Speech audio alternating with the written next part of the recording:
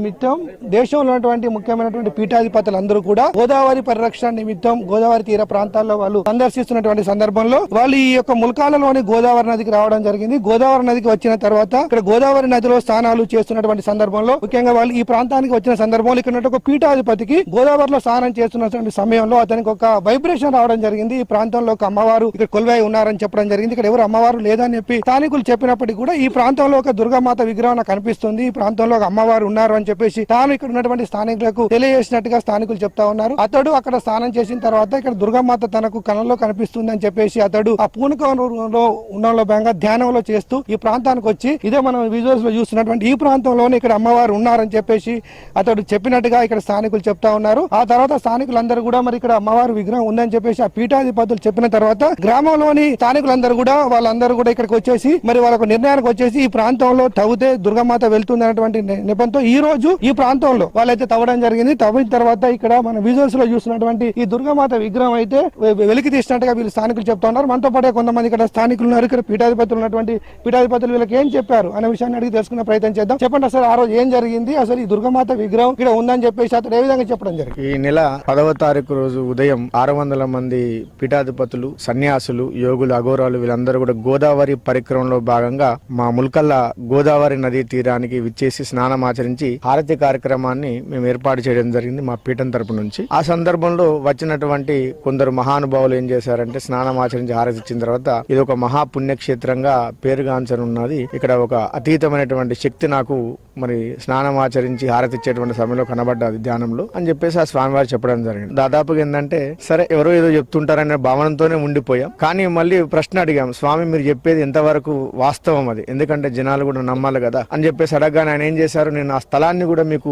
చూపెడతానని చెప్పగానే ఆయన వెంబడే వచ్చేసరికి ఇక్కడ పోచమ్మ దేవాలయం ఉంది పక్కనే. ఆ పోచమ్మ దేవాలయం పక్కన ఉన్నటువంటి స్థలంలోకి ఆయన పరిగెత్తుకుంటూ వచ్చేసి అక్కడ సాష్టాంగ నమస్కారం చేసి అమ్మవారు ఈ స్థలంలోనే ఉన్నది, మీరు తీసి దేవాలయాన్ని ఖచ్చితంగా నిర్మిస్తానంటే ఆ పని చేయండి, లేకపోతే లేదనగానే మరి స్థలం వచ్చేసి ప్రైవేట్ వాళ్ళది, నాడ వెంకట గారు అని చెప్పేసి ఆయన స్థలం కాబట్టి ఆయన గారు కూడా అదే సమయానికి అమ్మవారే తీసుకొచ్చినటువంటి విధంగా వాళ్ళు రావడం, ఈయన గారు రావడం కూడా ఒకటే సందర్భం అయిపోయింది. ఆయన గారు కూడా ఏం చేశారు, ఈ మంచి కార్యక్రమానికి నేను కూడా సహకరిస్తానని చెప్పేసి ఆయన కూడా ఒప్పుకోవడం వల్ల ఈ రోజు మరి ఆ పీఠాధిపతులు, సన్యాసులు, యోగులు చెప్పింది ఎంతవరకు నిజం, ఎందుకంటే ఈ కాలంలో భగవంతుడు లేడు అని చెప్పేసి నమ్మించడానికి ఎంతో మంది ప్రయత్నాలు చేస్తున్నారు. హిందూ జాతిని నాశనం చేయడానికి కూడా ఎంతో మంది ప్రయత్నాలు చేస్తున్నారు. కాబట్టి హైందవ జాతిని విలువను కాపాడుకోవడానికి, సాంప్రదాయాలను, ఆచారం మనం కాపాడుకోవడానికి ఇదొక మంచి బలమైనటువంటి కారణం అవుతుంది. ఎలాగైనా సరే ఆ స్వాములు, సన్యాసులు చెప్పినటువంటిది, యోగులు చెప్పినటువంటి నిజమా కాదా మరి అందరికి కూడా తెలియజెప్పాలనేటువంటి ఉద్దేశంతో మా గ్రామస్తులు, అదే విధంగా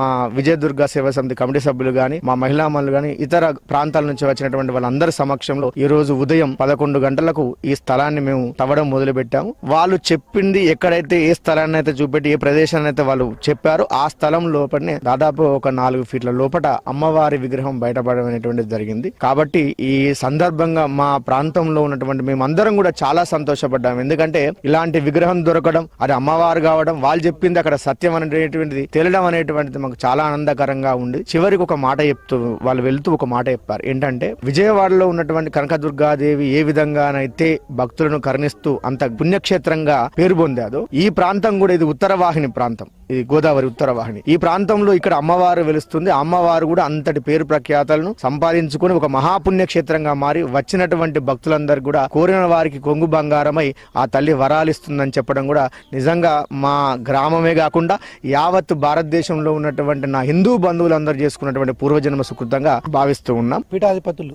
అంటే గోదావరి పరిక్రమణ నిమిత్తం గోదావరి పర్వాక ప్రాంతాల్లో సంచరిస్తున్నటువంటి పీఠాధిపతులు ఎవరైతే ఉన్నారో ఈ ముల్కాల ప్రాంతానికి వచ్చినటువంటి సందర్భంలో వాళ్ళు ఇక్కడ దుర్గామాత వెళ్తుంది, ముఖ్యంగా విజయవాడలో కనకదుర్గ లాగా ఇక్కడ దుర్గామాత ఉంటుందని చెప్పినట్టుగానే ఇక్కడ దుర్గామాత వెళ్ళడం, వాళ్ళు ఇక్కడ పెట్టి వీళ్ళు పూజలు చేస్తూ ఉన్నారు. మనం చూడొచ్చు భక్తులు కూడా చాలా మంది అయితే వస్తూ ఇక్కడైతే అమ్మవారిని అయితే పూజలకు అయితే చేస్తుంది. దానికైతే తాత్కాలికంగా ఒక షెడ్యూన్ అయితే వేసి వీళ్ళు పూజలకైతే భక్తులకు వచ్చినట్టు వాళ్ళకు అవకాశం కల్పిస్తూ ఉన్నారు. ముఖ్యంగా ఫిబ్రవరి మాసంలో ఆ తర్వాత ఈ ప్రాంతంలో ఒక ఆలయ నిర్మాణానికి అయితే పూనుకుంటాం. ఆ పీఠాధిపతులు ఎవరైతే దేశవ్యాప్తంగా సంచరిస్తూ పీఠాధిపతులు ఎవరైతే సమాచారం ఇచ్చారో ఇక్కడైతే అమ్మవారు ఉంటుందని చెప్పారో ఆ యొక్క దానికి అనుగుణంగా వాళ్ళ ఆలోచన మేరకు వాళ్ళ సలహా మేరకు ఈ ప్రాంతంలో ఆలయ నిర్మాణానికి అయితే మేము పూనుకుంటామని చెప్పేసి అయితే ఇక్కడ విజయదుర్గకు సంబంధించినటువంటి ఆ ట్రస్ట్ సభ్యులు కావచ్చు ఆ యొక్క అమ్మవారి పూజించే వ్యక్తులు చెప్తున్నారు. చూడాలి మరి ఇక్కడ భక్తులు ఏ విధంగా ఈ ఆలయ నిర్మాణాన్ని పూనుకుంటారో, ముఖ్యంగా ఆ పీఠాధిపతులు చెప్పినట్టుగా ఏ విధంగా దుర్గామాత ఇక్కడ వెళ్ళడంతో అయితే పరిసర ప్రాంతాలు ఒకటిసారి అయితే ఈ ప్రాంతానికి సందడి నెలకొంది. భక్తులు ములకాల గోదావరి నది పరివాహక ప్రాంతాల్లో ఒక అద్భుతం చోటు చేసుకోవడం జరిగింది.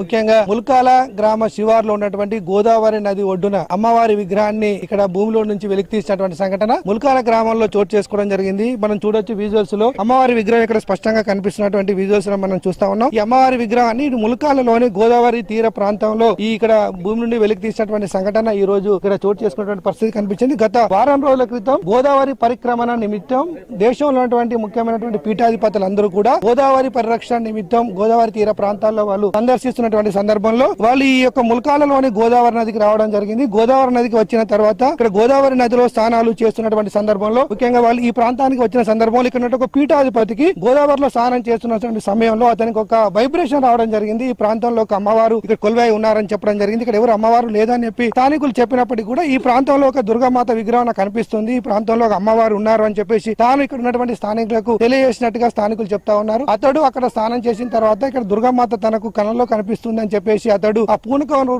ఉండడంలో భాగంగా ధ్యానంలో చేస్తూ ఈ ప్రాంతానికి వచ్చి ఇదే మనం విజువల్స్ లో చూస్తున్నటువంటి ఈ ప్రాంతంలోనే ఇక్కడ అమ్మవారు ఉన్నారని చెప్పేసి అతడు చెప్పినట్టుగా ఇక్కడ స్థానికులు చెప్తా ఉన్నారు. ఆ తర్వాత స్థానికులందరూ కూడా మరి ఇక్కడ అమ్మవారి విగ్రహం ఉందని చెప్పేసి ఆ పీఠాధిపతులు చెప్పిన తర్వాత గ్రామంలోని స్థానికులందరూ కూడా వాళ్ళందరూ కూడా ఇక్కడికి వచ్చేసి మరి వాళ్ళకు నిర్ణయానికి వచ్చేసి ఈ ప్రాంతంలో తవ్వితే దుర్గామాత వెళ్తుంది అనేటువంటి నిబంధనతో ఈ రోజు ఈ ప్రాంతంలో వాళ్ళైతే తవ్వడం జరిగింది. తవ్విన తర్వాత ఇక్కడ మన విజువల్స్ లో చూసినటువంటి ఈ దుర్గామాత విగ్రహం అయితే వెలికి తీసినట్టుగా వీళ్ళు స్థానికులు చెప్తా ఉన్నారు. మనతో పాటే కొంతమంది ఇక్కడ స్థానికులు ఉన్నారు, ఇక్కడ పీఠాధిపతులు ఉన్నటువంటి పీఠాధిపతులు వీళ్ళకి ఏం చెప్పారు అనే విషయాన్ని అడిగి తెలుసుకునే ప్రయత్నం చేద్దాం. చెప్పండి అసలు ఆ రోజు ఏం జరిగింది, అసలు ఈ దుర్గామాత విగ్రహం ఇక్కడ ఉందని చెప్పేసి అతను ఏ విధంగా చెప్పడం జరిగింది? ఈ నెల 10వ తారీఖు రోజు ఉదయం 600 మంది పీఠాధిపతులు, సన్యాసులు, యోగులు, అఘోరాలు వీళ్ళందరూ కూడా గోదావరి పరిక్రమలో భాగంగా మా ముల్కల్ల గోదావరి నది తీరానికి విచ్చేసి స్నానం ఆచరించి హారతి కార్యక్రమాన్ని మేము ఏర్పాటు చేయడం జరిగింది మా పీఠం తరపు నుంచి. ఆ సందర్భంలో వచ్చినటువంటి కొందరు మహానుభావులు ఏం చేశారంటే స్నానం ఆచరించి హారతి ఇచ్చిన తర్వాత ఇది ఒక మహాపుణ్యక్షేత్రంగా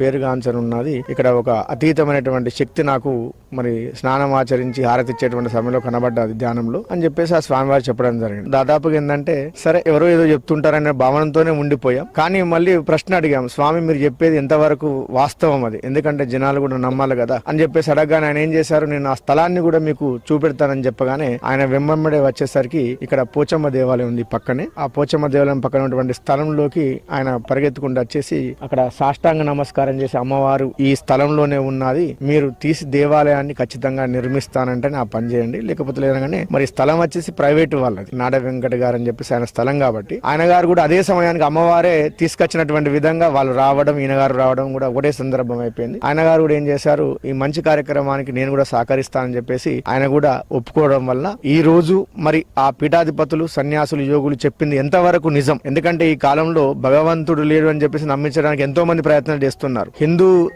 జాతిని నాశనం చేయడానికి కూడా ఎంతో మంది ప్రయత్నాలు చేస్తున్నారు. కాబట్టి హైందవ జాతిని విలువను కాపాడుకోవడానికి, సాంప్రదాయాలను, ఆచారం మనం కాపాడుకోవడానికి ఇదొక మంచి బలమైనటువంటి కారణం అవుతుంది. ఎలాగైనా సరే ఆ స్వాములు, సన్యాసులు చెప్పినటువంటిది, యోగులు చెప్పినటువంటి నిజమా కాదా మరి అందరికి కూడా తెలియజెప్పాలనేటువంటి ఉద్దేశంతో మా గ్రామస్తులు, అదే విధంగా మా విజయదుర్గ సేవా సమితి కమిటీ సభ్యులు గాని, మా మహిళా మనులు గాని, ఇతర ప్రాంతాల నుంచి వచ్చినటువంటి వాళ్ళందరి సమక్షంలో ఈ రోజు ఉదయం 11 గంటలకు ఈ స్థలాన్ని మేము తవ్వడం మొదలు పెట్టాము. వాళ్ళు చెప్పింది ఎక్కడైతే ఏ స్థలాన్ని అయితే చూపెట్టి ఏ ప్రదేశాన్ని అయితే వాళ్ళు చెప్పారో ఆ స్థలం లోపలనే దాదాపు ఒక 4 ఫీట్ల లోపల అమ్మవారి విగ్రహం బయటపడడం అనేటువంటిది జరిగింది. కాబట్టి ఈ సందర్భంగా మా ప్రాంతంలో ఉన్నటువంటి మేమందరం కూడా చాలా సంతోషపడ్డాం. ఎందుకంటే ఇలాంటి విగ్రహం దొరకడం, అది అమ్మవారు కావడం, వాళ్ళు చెప్పింది అక్కడ సత్యం అనేటువంటిది తేలడం అనేటువంటిది మాకు చాలా ఆనందకరంగా ఉంది. చివరికి ఒక మాట చెప్తూ వాళ్ళు వెళ్తూ ఒక మాట చెప్పారు, ఏంటంటే విజయవాడలో ఉన్నటువంటి కనకదుర్గాదేవి ఏ విధంగానైతే భక్తులను కరుణిస్తూ అంత పుణ్యక్షేత్రంగా పేరు పొందాదో